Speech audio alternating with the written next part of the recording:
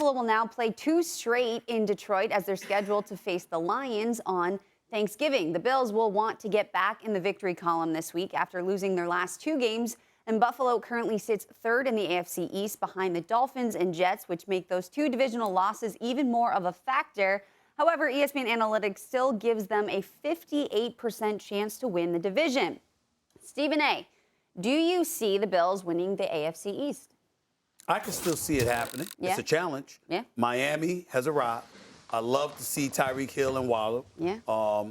Baltimore and Cincinnati can't be summarily dismissed. Kansas City certainly can't be summarily dismissed. I think the Jets and the Patriots, one of them will cancel the other out. But, again, the Jets beat the Buffalo Bills. But you got Josh Allen, and even though he's made some mistakes, throwing 6 interceptions over the last 3 weeks, 2 in each game, the reality is that nobody is going to deny that he's still a stud. Mm-hmm. And while we talk about the greatness of other receivers, let's not forget Stephon Diggs and how big time that brother is. Let's not forget about Gabe Davis and how big time that brother is. And so I look at it from that standpoint, and I say they're still in the thick of things. They still have a chance. This is a game that I think they need to win, obviously. But am I ruling the Buffalo Bills out?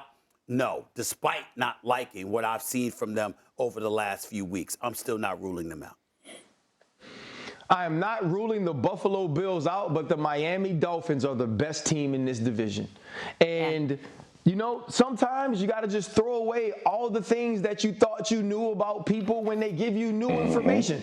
Like, thoughts have to evolve, theories have to evolve, and eventually you got to just talk about what you're seeing. The Miami Dolphins have not lost a game this season that Tua Tagovailoa has started and finished. No matter who they played, they've been better than the other team. And the reason we were so high on the Philadelphia Eagles is because they were just winning. It didn't matter who was on the other side. And that's exactly what the Miami Dolphins are doing. When you watch the way that Mike McDaniels and Tua Tagovailoa communicate and work together, it's the perfect marriage.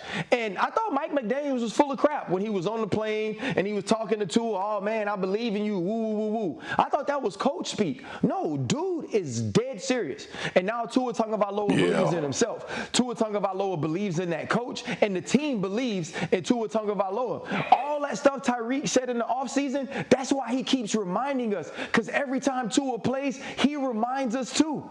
It's a defense that's added Bradley Chubb, a defense that's getting healthier on the back end. The Miami Dolphins are the best team in the AFC East. And they get an opportunity to continue to prove it as the season goes along. They are getting better right now, and we are questioning the Buffalo Bills. Are the Buffalo Bills out of the question to win it? Absolutely not. When you got a quarterback this dang good and coaches that dang special, they will always have a chance to be in the race. But for me right now, in my money, I'm placing it on the Miami Dolphins. Well, put mine with you. Put mine with you, RC. Let's double up because I'm right there with you with the Miami Dolphins. Yeah, man. Yeah. Look. The information that we gather. Oh, hit it. I like it. Hit him with the shoulders. The information that we gather during the season, the things that we watch, and like to your point, you made the point. What do you believe? Well, I'm going to believe what the hell I've been watching. And what I've been watching is the Miami Dolphins week in and week out being as explosive offensively as anybody.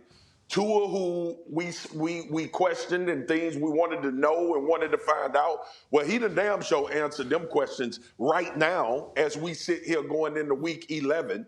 Mike McDaniel, to your point. But more importantly, like, there was a time, gentlemen, that I felt like the AFC East, when it came to the Buffalo Bills, teams felt inferior. Don't nobody care about the Buffalo Bills no more in the AFC East. The Miami Dolphins don't. The New York Jets don't.